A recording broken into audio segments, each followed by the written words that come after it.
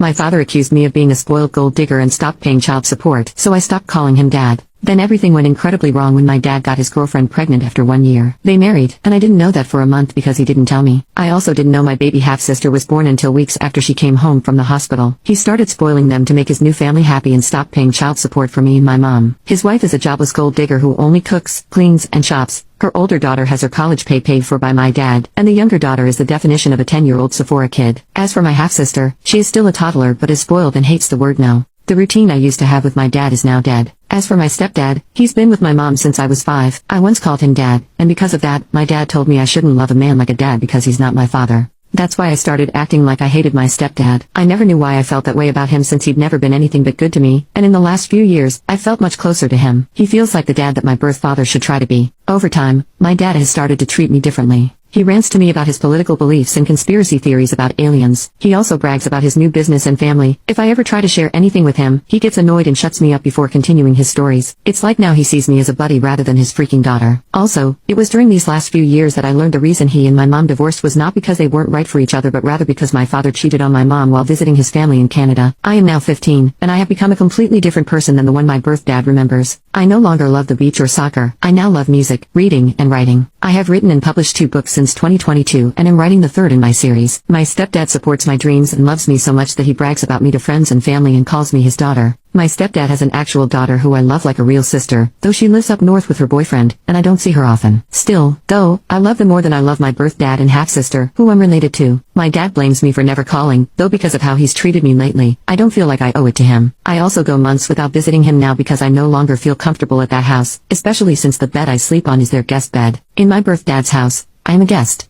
Because of all of this, I resent my dad. I haven't told anyone about this, so no one is calling me a jerk, but I'm wondering if I am because my dad is in love with his new family, and I'm wondering if it's a bad thing that I'm not happy for him. Am I the jerk? I talked to my mom about how I don't want to keep being forced by her to visit Eric, my sperm donor. She wound up sending him long texts, chewing him out for not treating me right, and telling him to step up and pay his child support. He didn't answer her, though, so I wrote him a long text myself that detailed how I felt about his treatment of me the last few years. As soon as I sent that text, he called me to yell at me and called me spoiled and overdramatic. He said it's my fault we don't have a relationship since I never visit or talk to him anymore, and because I mentioned the unpaid child support, he said that I was only reaching out to him for money. I nearly cried during that phone call and hung up on him. He sent some angry texts to my mother as well. But later that day, he left a voicemail on my phone saying, "Money is kind of tight for me right now. I'm completely broke. You know I love you, right?" The thing is that I know that's a lie because I'm always seeing my younger stepsister make TikTok videos showing off the Sephora and other expensive crap he buys her all the time. I think I'm done trying. I told him, "No, I don't know this. You say you do, but you have never shown me this love. Love isn't just a word you can throw at me as you'd throw a bone to a dog.